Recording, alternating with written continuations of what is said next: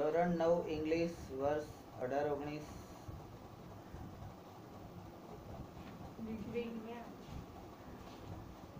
Tube light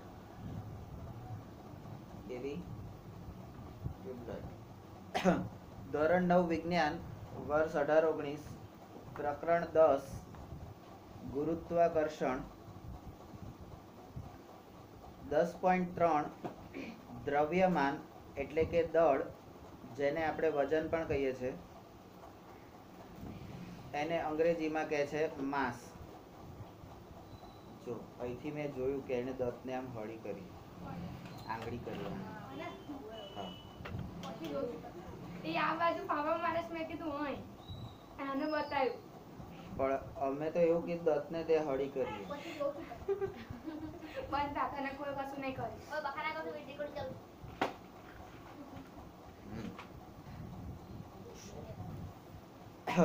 તો દ્રવ્યમાન, દળ, માસ. નંબર 1 આપણે અગાઉના પ્રકરણમાં અભ્યાસ કર્યો છે. અગાઉના પ્રકરણમાં એટલે આ જ ધોરણના અગાઉના આગળના પ્રકરણમાં શું અભ્યાસ કર્યો છે કે પદાર્થનું દ્રવ્યમાન તેના જડત્વનું માપ છે. હવે પદાર્થનું દ્રવ્યમાન એના જડત્વનું માપ છે. એ અગાઉનું પ્રકરણ કયું? તો પ્રકરણ 9 બળ અને ગતિના નિયમો. હા, એની અંદર આ જડત્વ આવે છે. જડત્વ એટલે શું? જેનામાં જળ જેવા લોકો હોય, ગમે તેટલું હલાવો તોય હલે નહીં, બરાબર, પોતાની જગ્યા છોડે નહીં, એને જડત્વ કહેવાય. બરાબર. તો એ ક્યાં આગળ ભણ્યા છે? તો 9મા ચેપ્ટરમાં 9.3 વિભાગમાં આપણે જડત્વની વિશે વાત કરી છે. નંબર 2 આપણે એ પણ શીખ્યા છે કે પદાર્થનું દ્રવ્યમાન જેટલું વધારે હશે એટલું આ જડત્વ પણ વધારે જ હશે. બરાબર. અને તો પણ પાછું એમ કહે છે કે પદાર્થનું દ્રવ્યમાન એ હંમેશા અચળ રહે છે. આ દ્રવ્યમાન, દળ અને વજન બદલાતા હોય પણ દ્રવ્યમાન અચળ રહે છે. તો હારું, આ દ્રવ્યમાન છે શું? આ દ્રવ્યમાન છે શું કે જે બદલાતું નથી? બરાબર. બધા બદલાયા પણ આ દ્રવ્યમાન કેમ ના બદલાયું? હા, કારણ કે અચળ છે. અને જે અચળ હોય ને એ જ અજર અમર હોય, બાકી બધા નાશવંત છે.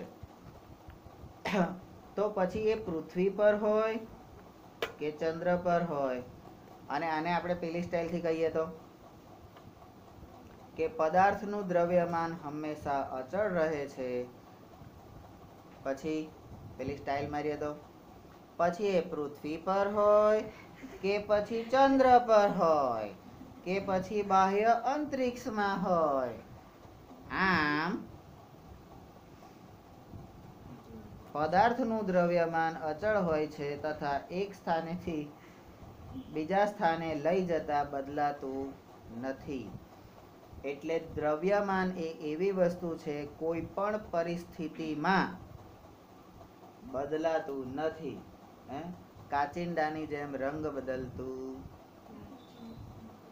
અને એટલે તો પેલું ગીત કે છે, ઇસ રંગ બદલતી દુનિયા में इंसान की नियत ठीक नहीं. બરાબર. એટલે આવું જૂના પિક્ચર નું બાબા આદમના જમાનાનું પેલો સાયકલ પેલો પહેલા નતો એવી રીતના ગીતો હતા ને, એ વખતનું આ ગીત છે. એટલે બહુ જૂનું છે. તને તો ખબર ના હોય કારણ કે તું તે વખત જન્મ્યો નતો ને. એમ? હા, તું ગધેડા હોય એ વખત વધારે હતા.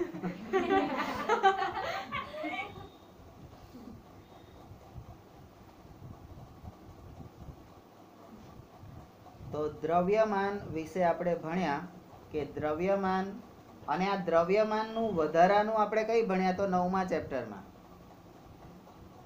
તો દ્રવ્યમાનની વ્યાખ્યા જે હું કેટલાય દિવસથી બધાને કહું છું, વ્યાખ્યા વ્યાખ્યા વ્યાખ્યા વ્યાખ્યા, એ વ્યાખ્યા તમને ક્યાંથી મળશે? દ્રવ્યમાનની વ્યાખ્યા તો કોઈ દાડો એ 9મું ચેપ્ટર આટલા વખતમાં વાંચ્યું, ઘેર જઈને બસ ટેસ મારવાની અને પાછા બહાના કાઢવાના, ગુરુજી લાઈટો જતી રહે તો હું શું કરું? તો ઘરમાં તેલ ખૂટી ગયું, દીવો ફાનસ કરી ના વંચાય? પણ બહાના. મોબાઈલની બેટરી નથી તો મોબાઈલ નતો ત્યાં સુધી શું કરતો હતો? આજ સુધી મોબાઈલ નતો ત્યાં સુધી કઈ બેટરી ઘરે આપણે દીવો તરત અંધારું થાય એટલે તરત આપણી મમ્મી શું કરતી હતી? કાં દીવો પ્રગટાઈ દે, કાં ચીમની પ્રગટાઈ દે, કાં ફાનસ પ્રગટાઈ દે. એ વખતે એમ કહેતી હતી, એ જરી મોબાઈલની લાઈટ કર દો. પણ બહાનું, ના કરવાનું નાટક. બરાબર. બાકી જેને ભણવું હોય ને એમાં જયેશની જેમ અંધારામાં બિચારો રડતો રડતો વાંચે. ઘરમાં દશામાં કારણે એની દશા બગાડી નાખી હોય, અંદરના રૂમની લાઈટ બંધ કરવાની, બહાર દશામાં હોય એટલે બહાર બધા ઊંઘી રહેતા હોય એટલે એને બહાર અંદરની એ લાઈટ કરવાના છે. બિચારો વાંચે કેવી રીતે? પણ એવી ઘરના નકલ ના ચાલે કે ભાઈ આ 10મા ધોરણમાં છે તો એને રાત 12 વાગ્યા સુધી વાંચવાનું હોય.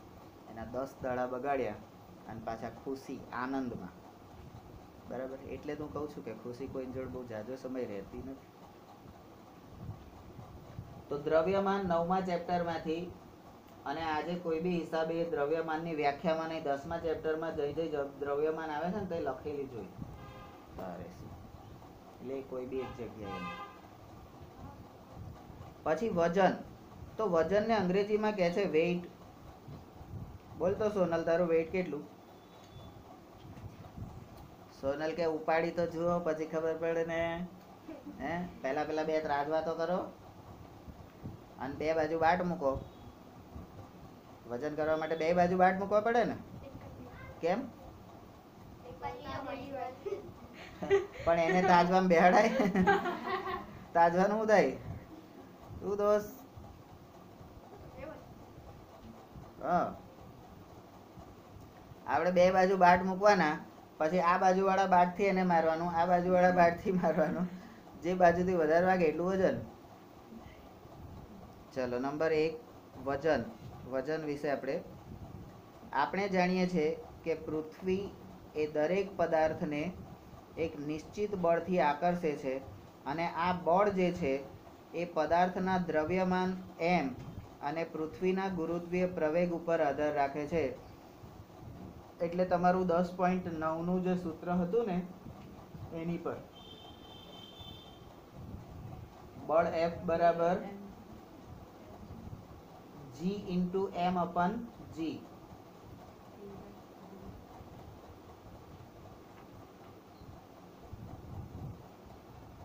કઈ ગયું?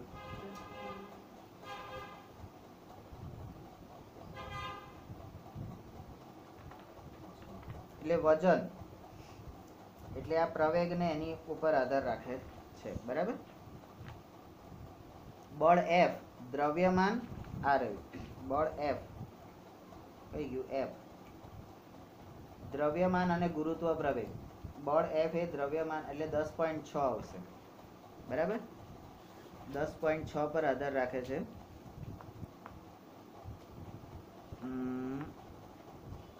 આ કયું છે? અહીંયા લખું છું 10.6. બરાબર. પછી નંબર 2 પૃથ્વી જે બળથી પદાર્થને પોતાની તરફ આકર્ષે છે, પૃથ્વી જે બળથી આકર્ષે છે એ બળને પદાર્થનું વજન કહેવામાં આવે છે. તો વજનની શું થઈ આ વ્યાખ્યા? જે બળથી એટલે જેટલા બળથી પૃથ્વી પદાર્થને પોતાની તરફ આકર્ષે છે, 40 કિલો હોય તો 40 કિલોના બળથી આકર્ષે. પણ બળને 40 કિલોમાં મપાય. ન્યૂટન. 40 કિલો બરાબર 40 ન્યૂટન. નાખો તો ઉપરથી નીચે. બરાબર. 40 ન્યૂટન બળથી નીચે આકર્ષે ને ધબ લઈને પડશે અને અવાજ આવશે નહીં. કારણ કે સીધો ખાડો જ પડી જાય ને. આ તો કઈ થોડું આમ પરાવર્તન થઈને પાછું ઉપર ઉછળવાનું છે. બરાબર. હમણાં માં કેતને નાખ્યો હોય તો પરાવર્તન થઈને પાછો ઉપર જાય ને ફરી પાછો 2-3 વાર નીચે ઢબ ઢબ પડે. ચલો F બરાબર ma, જે આપણે પૃથ્વી આ રીતે આ બળથી ખેંચે છે. બરાબર. તો F બરાબર ma. એ એટલે આપણે G. બરાબર. ગુરુત્વ પ્રવેગ. તો એને આપણે નંબર 3 કહીએ. પછી નંબર 4, પદાર્થ પર પૃથ્વીનું આકર્ષણ બળ એ પદાર્થનું વજન કહેવાય. આ એક બીજી વ્યાખ્યા થઈ વજનની, બરાબર. અને આ વજનને નંબર 5, વજનને W સંજ્ઞા વડે દર્શાવાય છે. એટલે સંજ્ઞા કઈ તો કે W, સંજ્ઞા કઈ તો W, એનું નામ શું તો કે વેઇટ, બરાબર. બધે ભેગું નહીં કરવાનું. અને જે સમીકરણ આ W એ ક્યાં મૂકવાનું છે? W ભાઈ, W તમારે 10.14 માં મૂકવાનું છે. તો F ની જગ્યાએ તમારે W મૂકવાનું. હે, F ની જગ્યાએ W મૂકવાનું. તો W બરાબર m × g નંબર 6. પદાર્થનું વજન એ પણ પાછું એક બળ છે. પદાર્થનું વજન પોતે એક બળ છે અને જેના વડે તે પૃથ્વી તરફ આકર્ષાય છે, બરાબર. અને નંબર 7, તેથી વજનનો SI એકમ એ બળનો જ એકમ છે. વજનનો ને બળનો એકમ ન્યૂટન છે. હે, હવે દ્રવ્યમાન જે છે એ કિલોગ્રામ, પણ વજન છે એ બળનો એકમ એટલે ન્યૂટન જ છે એવું કહે છે, બરાબર. એટલે કે ન્યૂટન છે. તો એ વજનને આપણે હવે શું કહીશું? વજનને શું કહીશું? વજન બળ. હે, આપણે વજન બળ જે કહીએ છે એને આપણે સાદી ભાષામાં શું કહીએ છીએ ખબર છે? વજનદાર છે. શું છે? આ વજનદાર છે એવું તમને કેવી રીતે ખબર પડે? જ્યારે કોઈક દાડો પગ પર બેઠા હોય ને ત્યારે, બરાબર. હમણાં થોડા દિવસ પહેલા અજય ખબર પડી ગઈ હતી ને કે વજનદાર છે કે દાણાદાર છે? હે, કે તુવેરની ચણાની દાળ છે? કઈ શું હતું? તો એ વજન બળ, અને આ વજન બળ પાછું હંમેશા નીચેની તરફ લાગે છે. અને નંબર 9, આમ આ વજન બળનું મૂલ્ય તેને મૂલ્ય અને દિશા બંનેમાં હોય છે. એટલે મૂલ્ય અને દિશા, હવે ગતિના ચેપ્ટરમાં તમે ભણ્યા છો કે જે પદાર્થને મૂલ્ય અને દિશા બંને હોય એ પદાર્થ સદિશ રાશિનું છે એમ કહેવાય. સદિશ, અદિશ અને સદિશ એવું ભણ્યા હતા ગતિના ચેપ્ટરમાં? હે, અદિશ સદિશ ભણ્યા હતા? કોને ખબર? અમે તો કઈ ભણતા હતા થોડી. એ વખત તો ઉપર બેઠા બેઠા સોનલની જોડ મસ્તી કરતા હતા. નહીં સોનલ? કઈ ગઈ સોનલ? અલી સોનલ, ઓ સોના, સોનલ, આ નહીં, હા બોલ. બોલો, તમારે તો અદિશ સદિશ છે જ નહીં. આર્યું મૂલ્યોના બધા છે ને, એટલે દિશા અને મૂલ્ય બે આવે ને ત્યાં આગળ આવશે. અમારે પહેલા તો 9મા ધોરણમાં આખું બોક્સ જ હતું. તમારે 9મું ધોરણ બોક્સ. ચલો નંબર 10. આપણે જાણીએ છીએ કે આપેલ સ્થળે G નું મૂલ્ય અચળ છે. આ G એટલે સ્મોલ g. સ્મોલ g એટલે એને શબ્દોમાં કહીએ તો શું કહેવાય? આ સ્મોલ g ને શબ્દોમાં શું કહેવાય ભાઈ?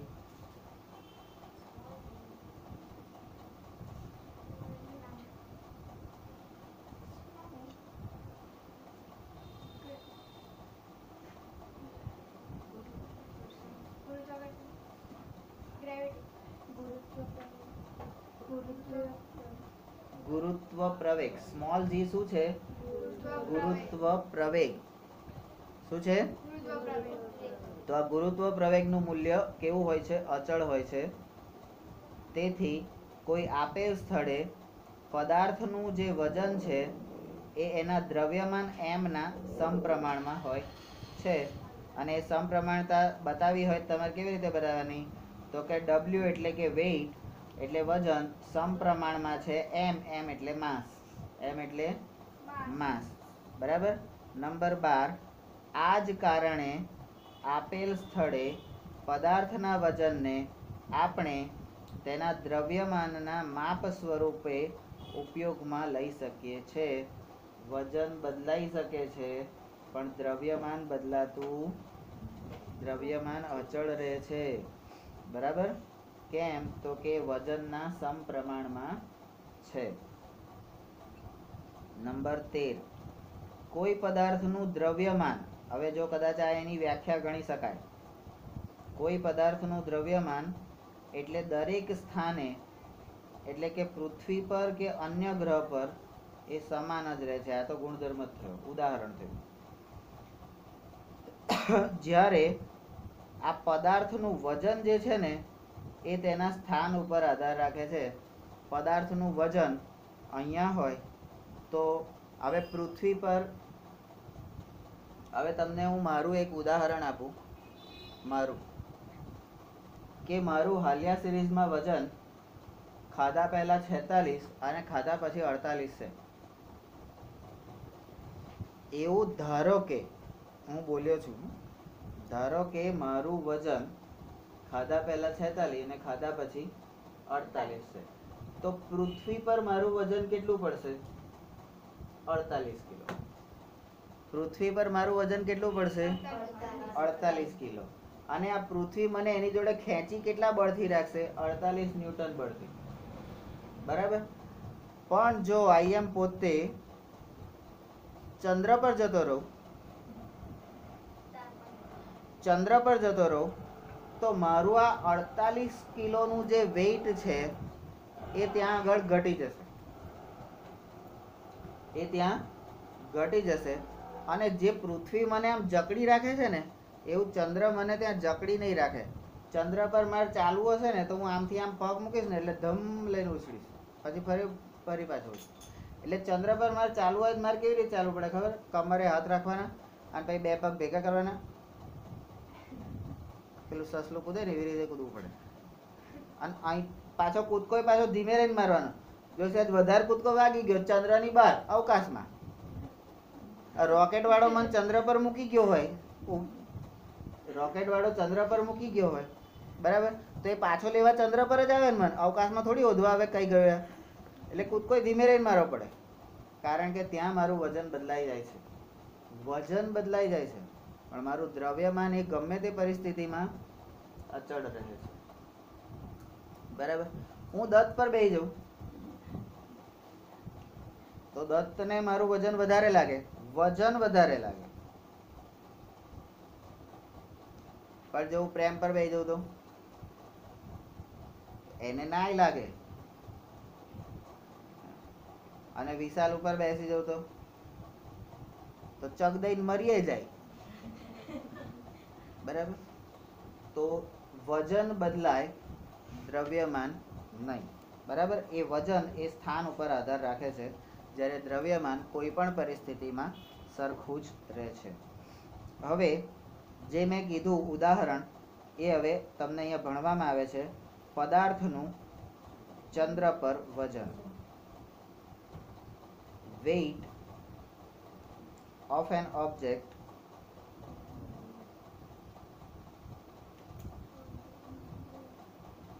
on the moon.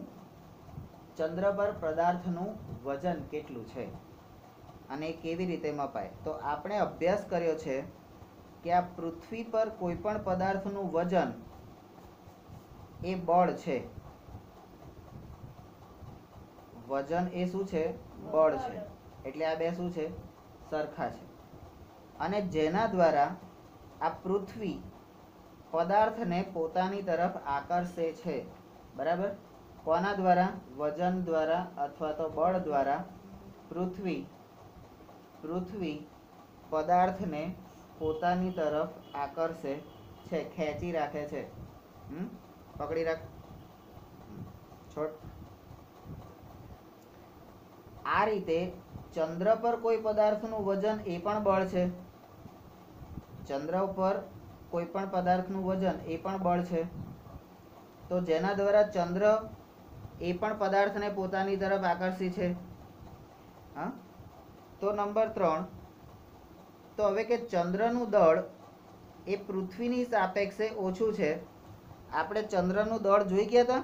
ચંદ્રનું વજન કેટલું હતું અને પૃથ્વીનું કેટલું હતું? આવી રહ્યું.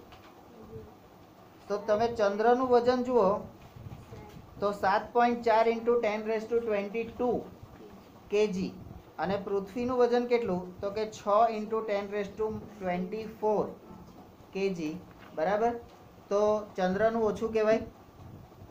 ઓછું જ છે. પૃથ્વીની સાપેક્ષે તો ઓછું ને. બરાબર. તો એના કારણે શું થાય છે? તો કે તેથી ચંદ્ર જે છે ને એ પદાર્થ ઉપર ઓછું આકર્ષણ બળ લગાડે. આ ચંદ્ર એ પદાર્થ ઉપર પૃથ્વી જેટલું બળ લગાડતો નથી, એના કરતા ઓછું બળ લગાડે છે. બરાબર. હવે આપણે ટ્રાય કરીએ. એક બાજુથી તું દત્તને ખેંચ અને એક બાજુથી પ્રેમ દત્તને ખેંચે. બરાબર. દત્તનો કઈ બાજુથી હાથ પહેલો ઉખડી જાય છે? બરાબર. વજન કઈ બાજુ વધારે લાગે છે એ આપણે પૂછીએ. કોને? સામે જોનાર લોકોને. કારણ કે અનુભવનારને તો ખબર હોય જ નહીં ને. અનુભવનારાને થોડી ખબર પડે. તને જે તકલીફ પડતી હોય એ તને થોડી ખબર પડે. એ તો સામે નાને જોવાની મજા આવે ને કે એ રડ્યો, એ રડ્યો, એ રડ્યો, એ જો એ નીકળી. બરાબર. અને આનંદ લેતા હોય, હાસ્ય કરતા હોય, કેવી જલસા પાર્ટી થઈ જાય. તો ટ્રાય મારવો છે પ્રેક્ટિકલ. શું આ તને વચ્ચે રાખું અને હું કલ્પના દીદી બે ખેંચે. ચલો. તો ચંદ્ર એ પૃથ્વીની સાપેક્ષે પદાર્થ ઉપર ઓછું આકર્ષણ બળ લગાડે છે. નંબર 5, હવે ધારો કે કોઈ પદાર્થનું દ્રવ્યમાન m છે અને ચંદ્ર પર તેનું વજન એટલે Wm છે. અને નંબર 6, ધારો કે ચંદ્રનું દ્રવ્યમાન એ mm છે તો તેની ત્રિજ્યા એ rm છે. બરાબર. નંબર 7, ગુરુત્વાકર્ષણના સાર્વત્રિક નિયમ અનુસાર ચંદ્ર પર પદાર્થનું વજન, ગુરુત્વાકર્ષણ બળના સાર્વત્રિક નિયમ અનુસાર ચંદ્ર પર પદાર્થનું વજન એટલે અહીંયા ચંદ્ર પર પદાર્થનું વજન Wm બરાબર g × mm છેદમાં rm નો વર્ગ આવું આવે. 10.16. નંબર 8, ધારો કે આ જ પદાર્થનું પૃથ્વી પર વજન We છે. અહીંયા નીચે જે E લખ્યો છે ને એ E એ અર્થ માટેનો છે, અર્થિંગ માટેનો. અર્થ કે અર્થિંગ? અર્થ. અર્થ એટલે મતલબ. અર્થ એટલે મતલબ પણ ગુજરાતીમાં, પણ અર્થ એટલે પૃથ્વી એ ઇંગ્લિશમાં અને વિજ્ઞાનમાં. નંબર 9, પૃથ્વીનું દ્રવ્યમાન M અને તેની ત્રિજ્યા R છે. તો નંબર 9 અરે 10 સમીકરણો 10.9 કઈ ગયું પાછળ? 10.9 અને 10.15. 10.9 કોણ છે? સ્મોલ g બરાબર કેપિટલ G × m/r². અને 10.15 શું છે? કઈ ગયું? આર્યું W બરાબર m × g. બરાબર. આ બંને ઉપરથી તમારે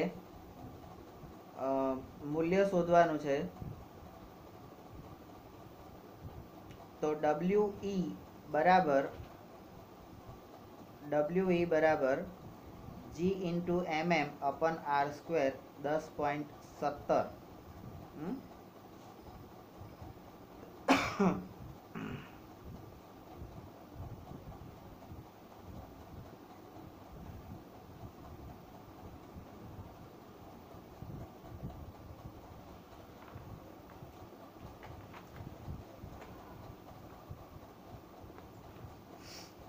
ચલો કોષ્ટક અહીંયા આપેલું છે એક ખગોળીય પદાર્થ એટલે જે અવકાશમાં જોવા મળે એને ખગોળીય પદાર્થ આપણે કહીએ છીએ, બરાબર. તો ખગોળીય પદાર્થમાં નંબર 1 છે પૃથ્વી અને નંબર 2 છે ચંદ્ર. તો પૃથ્વીનું દ્રવ્યમાન કેટલું છે? પૃથ્વીનું દ્રવ્યમાન જે છે એ 5.98 × 10⁻²4, બરાબર. હવે આ 5.98 એને આપણે દાખલામાં કેટલું લીધું હતું? 6 × 10⁻²4, બરાબર. લીધું હતું આવું? હા, કોણ બોલ્યું એ? પછી આ ચંદ્રભાઈનું દ્રવ્યમાન એટલે 7.36, તો આપણે કેટલું લીધું હતું? 7.4 લીધું હતું. આપણે 7.4 લીધું હતું. તો ભાઈ ઓરિજિનલ આપણે જે લીધું હતું એ કોણ હતું? એનું દ્રવ્યમાન કે દળ? હા, દ્રવ્યમાન એટલે જ દળ, બરાબર. પણ એ દળનું એકચ્યુઅલ મૂલ્ય એ શું છે તમને ખબર પડી જાય. અને મેં પેલો ગણિતનો નિયમ શીખવાડ્યો હતો પેલા નાના ધોરણનો, કે દશાંશ ચિહ્ન પછી બીજો આંકડો 5 કે 5 થી મોટો હોય, 5 કે 5 થી મોટો હોય તો અહીંયા આગળ એક ઉમેરાઈ જાય, બરાબર. તો અહીંયા પણ આગળ એક ઉમેરાઈ જાય એટલે 4 થઈ જાય, અહીંયા આગળ એક ઉમેરાઈ જાય એટલે 9, અને અહીંયા આગળ એક ઉમેરાઈ જાય એટલે 6 થઈ જાય ને? 6 થાય કે ના થાય? હા, 6.9 એટલે 5.9 એટલે 5.98 એટલે રાઉન્ડ અબાઉટ 6 થયું ને, એટલે 6 કહેવાય ને? કહેવાય કે ના કહેવાય? કે 6 ને કહેવાય? 6 કહેવાય કે 6 ને કહેવાય? હા, બરાબર. હવે નંબર 11 સમીકરણ 10.16 અને 10.17 એ કોષ્ટક 10. આ સમીકરણો કોષ્ટક 10.1 માંથી એના મૂલ્યો મૂકો તો 10.16 એટલે આ જી વાળું, WM એટલે પદાર્થનું વજન, બરાબર. તો અહીંયા આ WM એટલે પદાર્થનું વજન, બરાબર. અને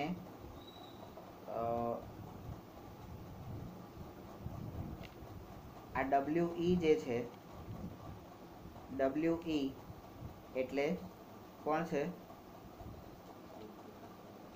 હા, કોણ છે?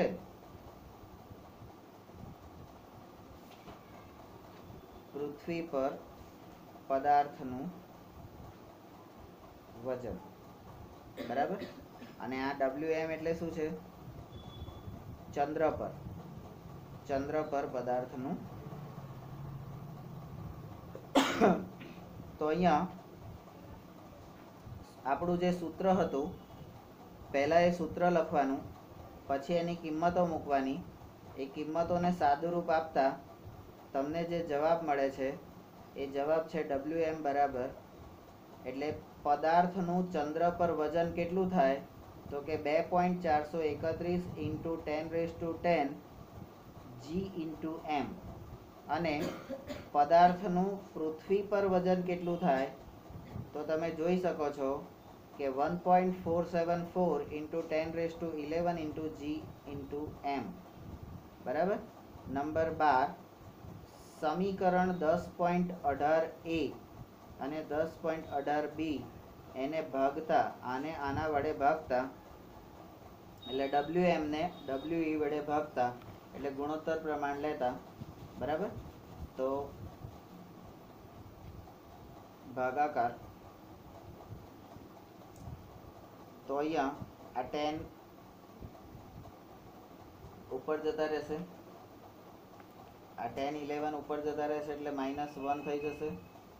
અહીંયા 1 2 ને 3 છે એટલે નીચે 3 મીંડાવાળું 1000 આવશે.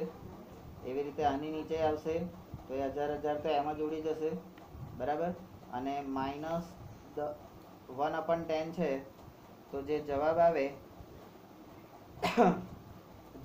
આવે એને તમે શું કહી શકશો? 0.165 અને 0.165 એ કોના બરાબર છે? 1/6 ના બરાબર છે. હવે 0.165 એને તમે 1/6 તો તમારે 1 ને 6 વડે ભાગવાનું. તો 6 એ ભાગ ચાલશે? નહીં ચાલે. 0 તો 10 પોઈન્ટ. હવે 6 એકા 6 4 બરાબર 0.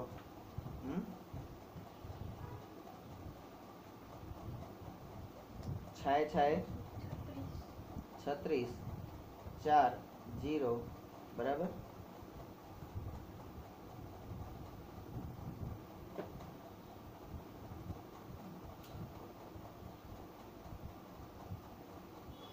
છત્રીસ આવે 40 જ આવશે ને? હા, એટલે એક 0.165 લખ્યું છે પણ 0.166 એ સરખું એટલે સમરૂપ બરાબર એટલે લગભગ બરાબર છે એવું અહીંયા કહે છે.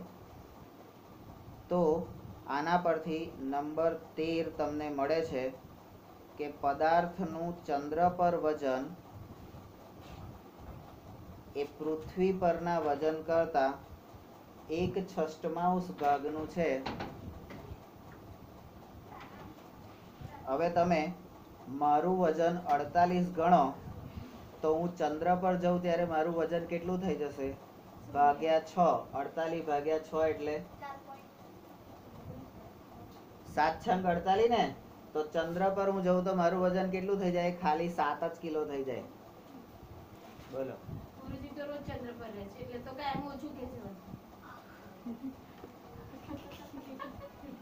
લોકો વાંધા વચકા બહુ હોય.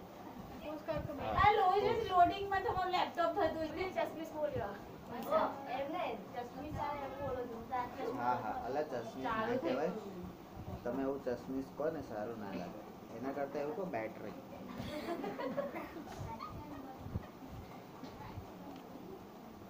ચશ્મીશ કોણ ખોટું લાગે? અને એમાં મને ખોટું લાગે તમને ખબર, પ્રોબ્લેમ તમને જ થાય. ચાલો, તો ચંદ્ર પર પદાર્થનું વજન એ પૃથ્વી પરના વજન કરતા 6 ભાગનું હોય. તો પદાર્થનું ચંદ્ર પર વજન એટલે 1/6 ભાગમાં 1/6 ભાગ પૃથ્વી પર તેનું વજન. એટલે મેં મારું વજન તમને કહી દીધું. બરાબર. અહીંયા 2 ઉદાહરણ આપ્યા છે પણ એ ઉદાહરણ હું ગણતો કારણ કે આપણે પહેલેથી દાખલા ગણવામાં ચોર એટલે દાખલા આપણે છેલ્લે ગણીશું. બરાબર. અહીંયા પ્રશ્નો આપેલા છે. પદાર્થના દળ તથા વજનમાં શું તફાવત છે? તો દળને આપણે દ્રવ્યમાન કહીએ અને વજન કહીએ તો એ બંને વચ્ચેનો તફાવત 2 ભાગમાં પાડીને વેચી કાઢવાનો. શું? તો કે પદાર્થનું દ્રવ્યમાન પડે ને સ્થળે સ્થળે બદલાતું નથી અને પદાર્થનું વજન એ સ્થળે સ્થળે બદલાય છે એટલે સ્થાન ઉપર આધાર રાખે છે. બરાબર. સમજી ગયા? એવા તફાવતો અહીંયા લખવાના છે. કોઈ પદાર્થનું ચંદ્ર પર વજન એ પૃથ્વી પરના વજન કરતા 1/6 ભાગનું કેમ હોય છે? તો અહીંયા આગળ આપણે શોધ્યું એટલે. બરાબર. ચંદ્ર પર એનું વજન, પૃથ્વી પર એનું વજન, બંનેનો ગુણોત્તર લીધો. ગુણોત્તરનો સાદુરૂપ આપતા 1/6 આવું આવે છે એટલા માટે. બરાબર. હવે કે છે 10.5 નો ટોપિક છે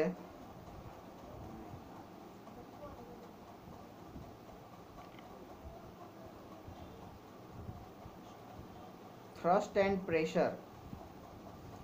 થ્રસ્ટ એન્ડ પ્રેશર. બરાબર. હવે આ થ્રસ્ટ શું છે? થ્રસ્ટ શું છે? થ્રસ્ટ એટલે ધક્કો. શું છે? ધક્કો. અને દબાણ એટલે આ શું છે? દબાણ. બરાબર. તો આ થ્રસ્ટ અને પ્રેશર, ધક્કો અને દબાણ એના વિશે હવે આપણે ભણવાનું.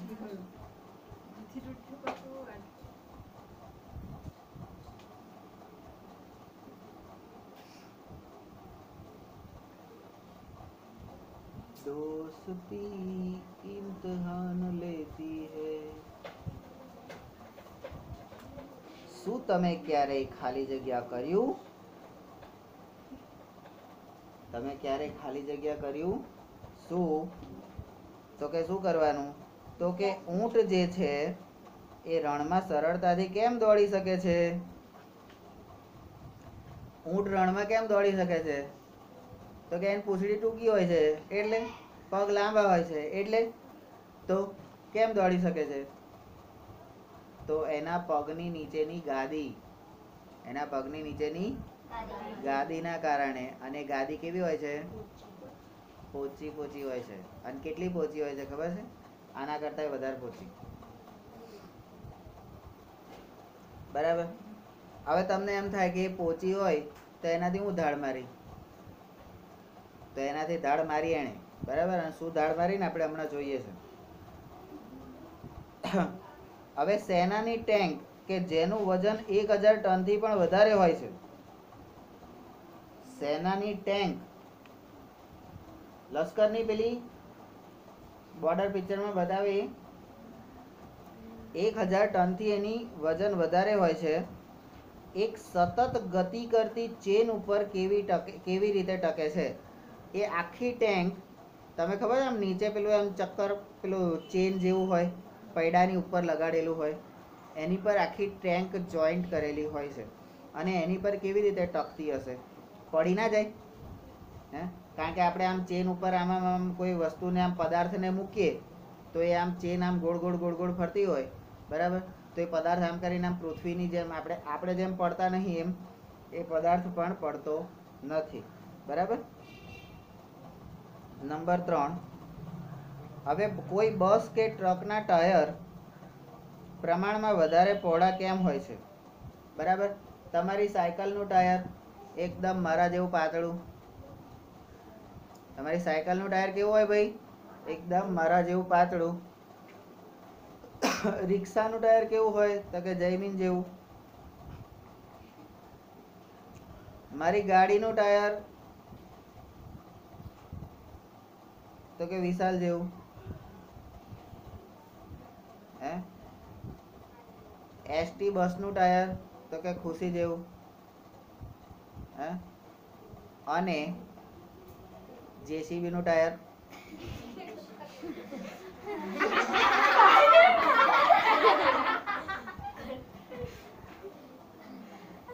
અલ્યા જેસીબી નું ટાયર કલ્પના દે. જેસીબી નું ટાયર ખબર નાના હોય. હું ટ્રેક્ટર નું ટાયર બોલવા જતો તે સોનલ નું નામ દેવાનું હતું. હું તમે લોકો યાર આખું બાજી પલટી કાઢી.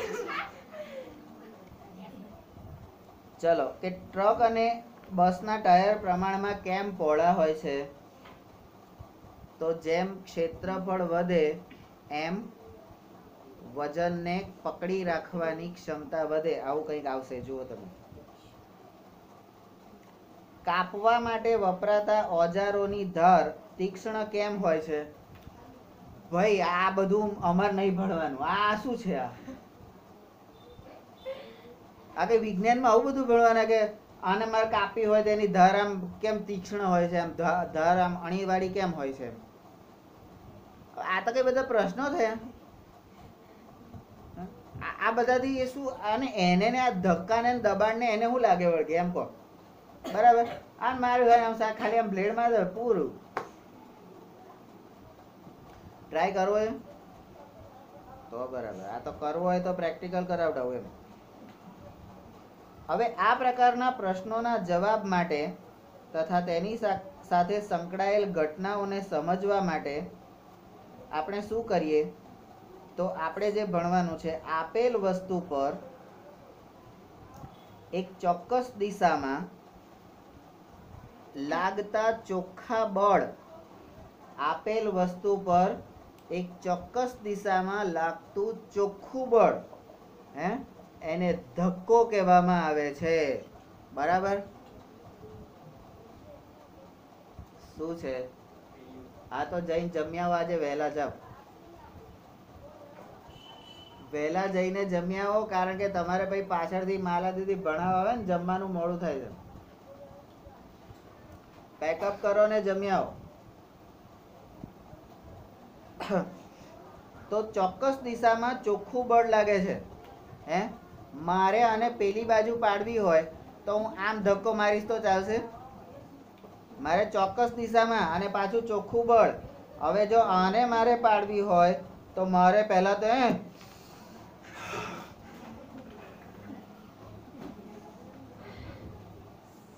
મારે પોતાનું ચોક્કસ બળ એમ ચોખ્ખું, આમ કોકને ખબર પડે કે આણે જોર કર્યું એમ. બાકી હું આને આમ ધક્કો મારું તો કોઈ હાલે ખરું? બરાબર.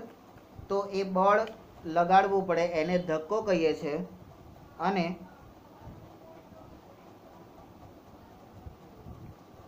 એકમ ક્ષેત્રફળ દીઠ લાગતું બળ એ દબાણ, એની ધારણા સમજવી જરૂરી છે. આ એક ક્ષેત્રફળ છે, 1/1 નું એક ચોરસ છે, અને એની પર લાગતું બળ એટલે દબાણ, એની પર લાગતું બળ. હવે હું જ્યારે અહીંયા ચૂંટલો ભરીશ ને ત્યારે ખાલી એને આટલા ભાગમાં જ અસર નહીં થાય, એને આ બધા ભાગમાં અસર થશે, કારણ કે ખેંચાશે. બરાબર? શું થશે? હા. તો આની ધારણા તમારે સમજવી જોઈશે. નંબર 6, તો કે આવો આવો ને, આવો આવો આવો એટલે વેલકમ. આવો નીચે દર્શાવેલ પરિસ્થિતિનો વિચાર કરીએ. હવે પહેલી સ્થિતિ છે નંબર 1. આકૃતિ 10.3 ક્યાં છે? તો કે ચાર્ટ લગાવવા માટે ડ્રોઈંગ પિનને અંગૂઠાથી બોર્ડ પર લંબ રૂપે દબાવવામાં આવે છે. ટાંકણી ઘોસી દીધી. હવે પેલા ડોક્ટરો ઇન્જેક્શન મારે શું કરે છે? આમ કરીને આમ લંબ રૂપે જ દબાવે છે ને આમ. હે, અને એમાં કેટલાક લોકો નાટક કરતા રડતા હતા ને.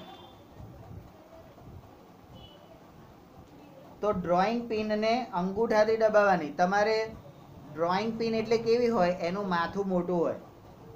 ડ્રોઈંગ પિનનું માથું કેવું હોય? મોટું હોય. બરાબર? તો એને અંગૂઠાથી દબાવાય. પણ ટાંકણીને દબાવીએ તો અહીંયા ઘૂસી જાય પાછી. બરાબર?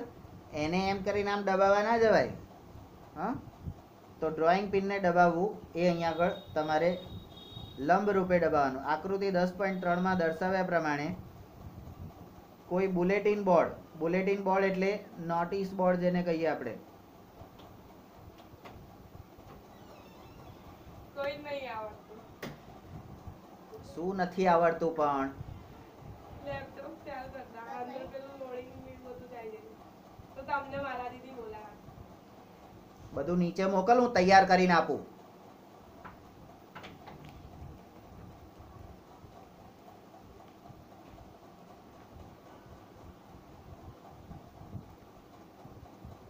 આકૃતિ 10.3 માં દર્શાવ્યા પ્રમાણે કોઈ બુલેટિન બોર્ડ પર તમે એક ચાર્ટ લગાવવા ઈચ્છો છો.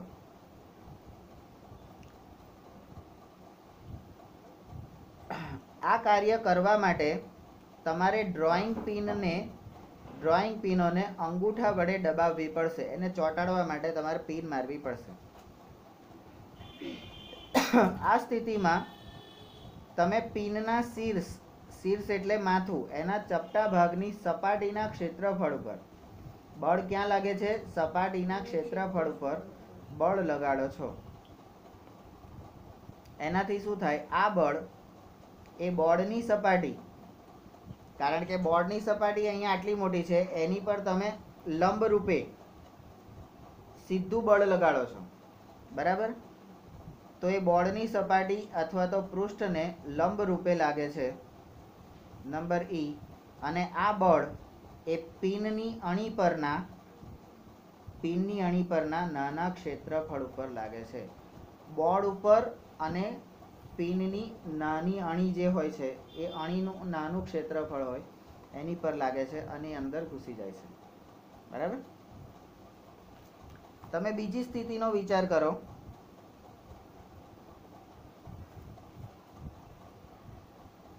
જ્યારે તમે ઢીલી એટલે કે લૂઝ રેતી પર ઊભા હો છો ત્યારે તમારા પગ રેતીમાં ઊંડે સુધી ઘૂસી જાય છે. કેમ ઘૂસી જાય છે? તો તમારા વજનના લીધે. નંબર 2, હવે તમે રેતી પર સૂઈ જાઓ તો સૂઈ જાઓ ત્યારે અંદર ઘૂસી જાવ છો? ના. નંબર 3, તમે જોશો કે હવે તમારું શરીર રેતીમાં પહેલા જેટલું ઘૂસતું નથી. પગ ઘૂસી જશે પણ આખું શરીર ઘૂસે છે. કેમ? તો કે પગનું ક્ષેત્રફળ કેટલું હતું? નાનું હતું. આખા શરીરનું ક્ષેત્રફળ કેટલું હતું? મોટું હતું. કારણ કે શરીર જાડું હોય, પગ જાડા થોડી હોય. બધા પોતપોતાના પગ જોઈ લો તો તમારા શરીર કરતાં પગ જાડા છે કે પાતળા છે? અને જેના પગ ભારે હોય મને કહેવાનું હો. બંને સ્થિતિમાં રેતી પર લાગતું બળ એ કોણ છે? તમારા શરીરનું વજન છે. તો અહીંયા તમારા શરીરનું વજન જ્યારે લંબ રૂપે લાગે છે, એટલે લંબ એટલે યુક્તિ દીધી, હે, 2 ભાગ પાડી દે, ખાડો પાડી દે, વચ્ચે એટલી મોટી ખાઈ બનાવી દે ને કે તમે ભેગા જ ના થઈ શકો. તો જ્યારે લંબ રૂપે લાગે છે ત્યારે એ બળ વધારે લાગે છે. જ્યારે એ સમક્ષિતિજ લાગે છે એ જ વજન, ત્યારે એનું ક્ષેત્રફળ વધી જાય છે અને એ અંદર એટલું બધું ઘૂસતું નથી. હવે ધક્કો દબાણ 1 2 3 4 5 6, બરાબર. આ છઠ્ઠામાં આવે પ્રક્રિયા. અને હવે નંબર 7, તમે અભ્યાસ કરી ચૂક્યા છો કે આ વજન એ શિરોલંબ દિશામાં નીચે તરફ લાગતું બળ છે. અહીંયા આગળ વજનમાં આપણે જોયું કે વજન એ નીચે તરફ લાગે છે. એવું ક્યાંક જોયું આપણે? આ રહ્યું, વજન બળ હંમેશા નીચેની તરફ લાગે છે, બરાબર. એટલે નીચેની તરફ એટલે ઉપરથી નીચેની તરફ, એટલે શિરોલંબ સ્થિતિમાં. શિરોલંબ, બરાબર, ઊભું. નંબર 8, અહીંયા બળ એ રેતીની સપાટીને લંબ રૂપે લાગી રહ્યું છે. નંબર 9, કોઈ વસ્તુની સપાટીને લંબ રૂપે લાગતા બળને ધક્કો એટલે કે થ્રસ્ટ કહેવામાં આવે છે. આ શું થઈ? ધક્કાની વ્યાખ્યા. તું આમ છું, તું આમ, એટલે તારું ક્ષેત્રફળ અત્યારે મારી તરફ જે છે એટલે લંબચોરસ ક્ષેત્રફળ છે, બરાબર. એને હું લંબ રૂપે ધક્કો મારું છું, બળ લગાડું છું લંબ રૂપે. તો મારો હાથ કેવો છે? આમ, લંબ રૂપે, એટલે કાટખૂણે. તો એ રીતે હું મારીશ તો જે પડશે, પેલું કરાટે શીખતા હતા ને, તો કરાટેમાં પણ આપણે જ્યારે મારતા હતા કે રોકતા હતા ત્યારે હાથને બને એટલો સીધો રાખતા હતા. કેમ? તો કે અસર સામેવાળાને થવી જોઈએ, આપણો હાથ ભાગવો જોઈએ નહીં, બરાબર. અહીંથી આમ માર્યું તો સામેવાળાને અસર થવી જોઈએ, એના ફોર્સથી મારો હાથ ભાગી જવો જોઈએ નહીં, બરાબર. એટલા માટે. નંબર 10, જ્યારે તમે ઢીલી રેતી પર ઊભા હોવ છો ત્યારે આ બળ એટલે લાગે છે કે તમારા શરીરનું વજન તમારા પગના ક્ષેત્રફળ જેટલા ક્ષેત્રફળ પર લાગી રહ્યું હોય. એટલે આખા શરીરનું વજન કોણ ઝીલે છે? બિચારો. અને પગનું ક્ષેત્રફળ કેટલું? ઘણા તો આવડા હોય, નાના બિચારાને. અને આવડું મોટું શરીર, એની પર તમે નાખી રાખો, એને કેટલું જોર પડે. નંબર 11, હવે જ્યારે તમે સૂઈ જાઓ છો ત્યારે આ બળ એ પૂરા શરીરના સંપર્ક ક્ષેત્રફળ પર લાગે છે. ત્યારે તમારું શરીર આડું થઈ જાય છે, બરાબર. અને તમારી સંપર્ક સપાટી જે જમીનને અડે છે એ મોટી થઈ જાય છે. આટલી નહીં રહેતી, મોટી થઈ જાય છે, બરાબર.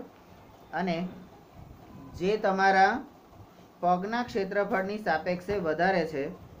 નંબર 12, આ સમાન બળનું મૂલ્ય જુદા જુદા ક્ષેત્રફળો પર જુદો જુદો પ્રભાવ પાડે છે. નંબર 13, આ સ્થિતિમાં થ્રસ્ટ એટલે કે ધક્કો, એ સમાન રહે છે, પરંતુ તેનો પ્રભાવ એ જુદો જુદો હોય છે. નંબર 14, આમ થ્રસ્ટ એટલે કે ધક્કો એની અસર એ તે ક્ષેત્રફળ ઉપર આધાર રાખે છે કે જેના પર તે લાગતું હોય છે. મારે તને ધક્કો મારવો છે તો મારે ક્યાં ધક્કો મારવાથી તને અસર થશે, બરાબર? હવે મારે તને નીચે પાડી દેવી છે તો અહીંયા આગળ મારીશ તો તું નીચે નહીં પડી જાય, અહીંયા મારીશ તો નીચે નહીં પડી જાય, કારણ કે મારો ધક્કો ખાલી આટલા ક્ષેત્રફળ ઉપર લાગે. મારે તને નીચે પાડવી હશે તો કઈ મારવો પડશે? મિડલ પંચ મારવો પડશે, બરાબર? નંબર 15, તમે સૂતા હોય તે સ્થિતિ કરતા ઊભા હોય ત્યારે રેતી પર ધક્કાની અસર વધુ હોય છે. નંબર 16, એકમ ક્ષેત્રફળ પર લાગતા ધક્કાને દબાણ કહે છે. તો આ થઈ દબાણની વ્યાખ્યા. દબાણ માટે ક્ષેત્રફળ ચોક્કસ જરૂરી છે તો જ દબાણ આપી શકાય, બરાબર? તો દબાણ બરાબર શું છે? તો ધક્કો ભાગ્યા ક્ષેત્રફળ, ધક્કો ભાગ્યા ક્ષેત્રફળ, બરાબર? નંબર 17, સમીકરણ 10.20 માં આ થ્રસ્ટ એટલે ધક્કો અને ક્ષેત્રફળ એના SI એકમો મૂકતા આપણને દબાણનો SI એકમ મળે છે, અને આ દબાણનો SI એકમ શું છે? ન્યૂટન પ્રતિ મીટર સ્ક્વેર અથવા તો ન્યૂટન ઇન્ટુ મીટરની -2 ઘાત, આવું તમને મળે છે. નંબર 18, વૈજ્ઞાનિક બ્લેઝ પાસ્કલ એના માનમાં દબાણના SI એકમને રાસ્કલ કહેવામાં આવે છે, પાસ્કલ કહેવામાં આવે છે, અને જેને PAની સંજ્ઞાથી દર્શાવાય છે.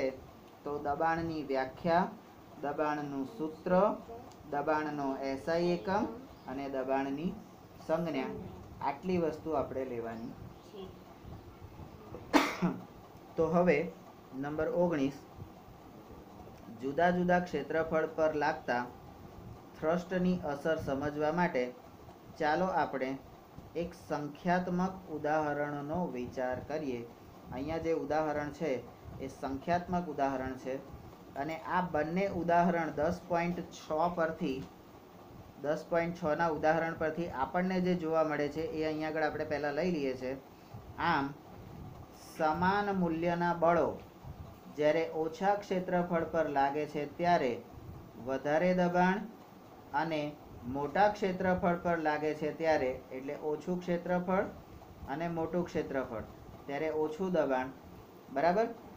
ક્ષેત્રફળ નાનું હોય તો દબાણ વધારે, ક્ષેત્રફળ મોટું હોય તો દબાણ ઓછું ઉત્પન્ન કરે છે. અને નંબર 21, આ જ કારણસર ખીલીની ધાર અણીવાળી, ચપ્પાની ધાર તીક્ષ્ણ અને ઇમારતોના પાયા પહોળા હોય છે. ધાર કાઢવા માટે કેમ, એટલે કાપવા માટેના ઓજારો કેમ ધારદાર હોય છે? તો કે જે કાપવા માટેની આખી સપાટી છે ને એ મોટી હોય છે, પણ એને જે દબાણ આપવાનું છે ને એ નાનું, એટલે એની જગ્યા, એનું ક્ષેત્રફળ, જે અણી હોય જલ્દી અંદર કોણ ઘૂસી જાય? નાના ક્ષેત્રફળ વાળી વસ્તુ અંદર ઘૂસી જાય, બરાબર? અહીંયા હું આ લાકડી વડે અહીંયા આગળ આમ કલાક સુધી ઘસ કરું તો અંદર જશે ખરું? પણ એની જગ્યાએ હમણાં પેલા અંબા માતાની તલવાર લઈ આવું તો અમુક લોકો તલવાર મારી હતી ને તને, યાદ રાખવાનું હો. હા, ભૂલી નહીં જવાનું, બરાબર? હા, કોક દાડો ચાન્સ આવ્યો ને તો જય બજરંગ બલી કરીને ગદા મારી દેવાની, બરાબર? તો ધક્કો અને દબાણ એ આપણને અહીંયા ઇમારતના પહોળા પાયા કેમ હોય છે? ઇમારતના પાયા, બિલ્ડિંગના પાયા પહોળા કેમ હોય છે?